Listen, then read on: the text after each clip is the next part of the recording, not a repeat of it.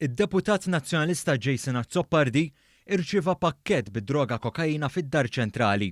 Fi stqarrija qal li dan l-envelope irċevih il-ġimgħa li għadda filgħaxija u li jidher li l-envelope kien wasal id-Dar Ċentrali mill-Ġermanja. Dan l-envelope li kellu ismu u l-indirizz tad-Dar Ċentrali kien stampat b'tipi kbar fuq karta żgħira li kienet inkullata mal-envelope abjad qal Azzopardi fl-istqarrija. Jirriżulta li meta fetħu kien fih sexit ta' kulur tal-fidda li kien inkullat ma' karta A4 bajda li ma kellha ebda kitba fuqha. F'dan is-sexit kien hemm sexit ieħor iżgħar tal-istess kulur u kwalità. Taħtu imbagħad kien hemm trap abjad.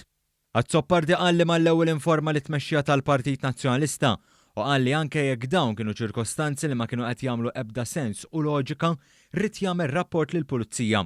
Eventwalment kien ikkonfermat mill-istħarriġ tal-Pulizija li s-sustanza li kienet imgeżżura sew kienet kokaina.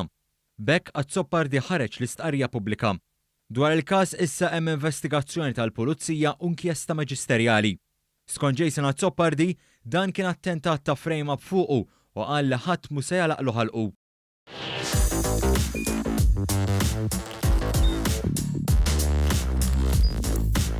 Idħol fuq one.com.mt u hemmhekk tista' tara l-programmi kollha li jxandru fuq One permezz ta' One Play.